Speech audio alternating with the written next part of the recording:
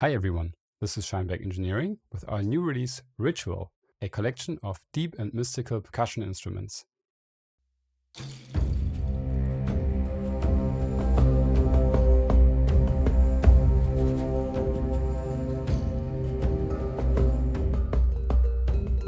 With Ritual, we wanted to invoke the sound of an imaginary ancient civilization, of forgotten temples, decayed ruins, mystical glyphs, that kind of stuff.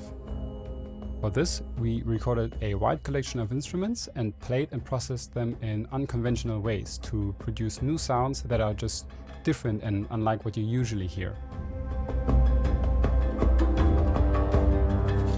Regarding the overall setup, it was important to us to create a layout that works for everyone, regardless of what your workflow is. The way we did this is that you can either have each drum on its own track or use a performance patch that has instrument sections bundled together.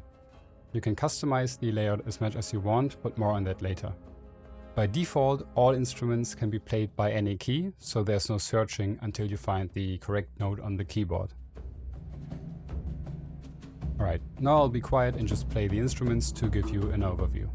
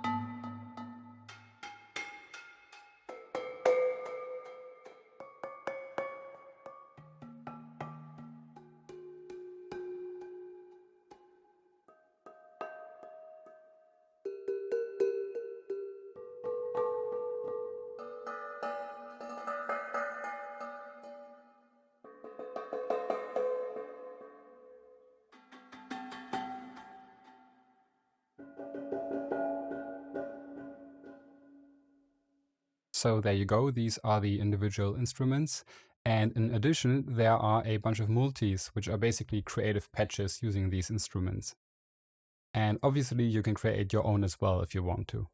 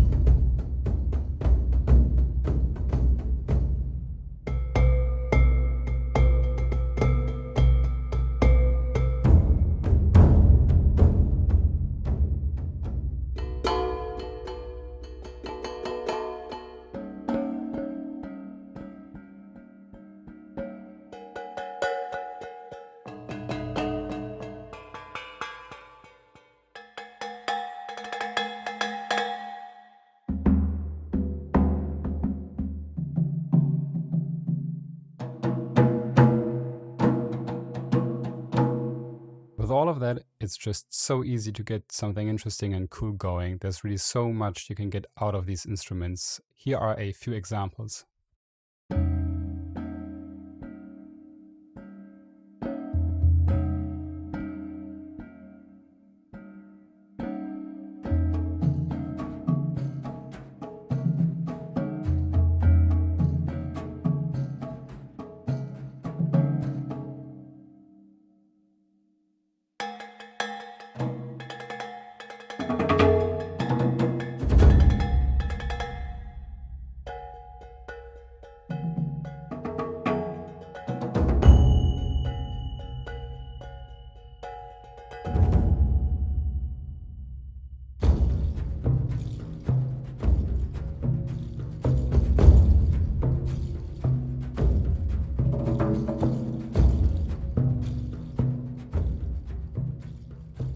Okay, now let's look at the interface. There are two microphones that are assigned to CC2 and CC3 by default. That makes it super useful if you have a bunch of drums and want to quickly change the mix.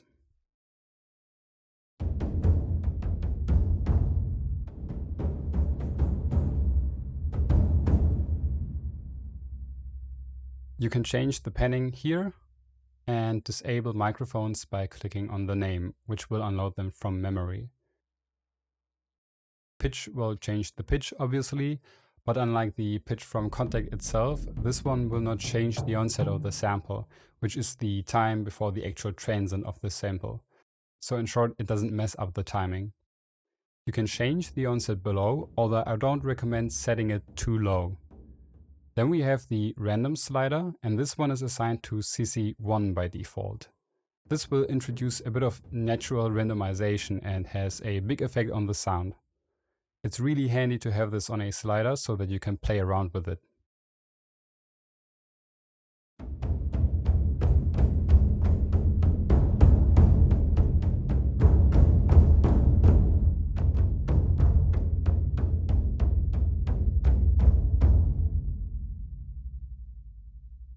Next is the ADSR, which is set for each microphone that is selected in the menu below.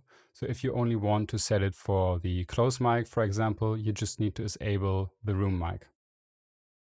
By default, the shakers use the long decay and short release. So if you hold the note, the whole sample plays. But if you release the key, it fades quickly. And that makes it very easy to program convincing patterns.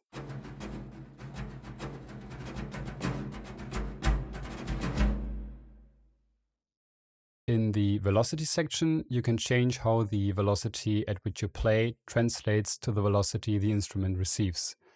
This, for example, would invert the velocity. Now, playing loud on the keyboard would be quiet.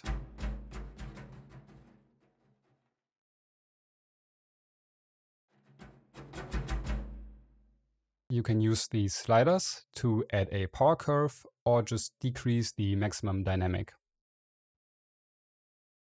The round robin matrix shows all the round robins and their dynamic layers. You can see which round robin was played last and enable or disable the round robin if you want to.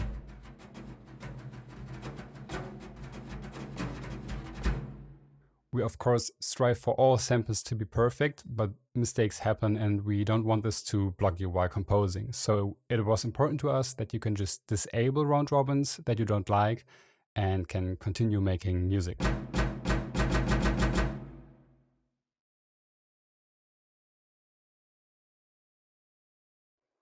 Smart Round Robin will introduce some slight variation into how the round robins are cycled. Lastly, the mapping menu. Here you have full control over how you want the samples to be mapped. You can set the overall playing area with the arrows at the top. The inner arrows will increase or decrease the play area, while the outer arrows will move it. If you hold Shift or Control while clicking, it'll change the value by an octave. If you hold Alt, it'll change it by 4 octaves. And below, you can set if you want all keys in that area to be active or only the white or black keys. Then there are the pitch to velocity and pitch to panning buttons. Pitch to velocity will make that low notes on the keyboard are quiet and high notes on the keyboard are loud.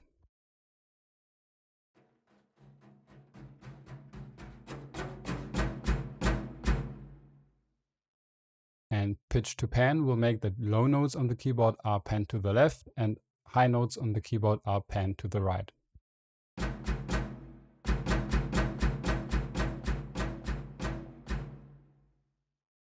Alright, that's it. We're really proud of this one. Be sure to check it out on scheinbeckengineering.com.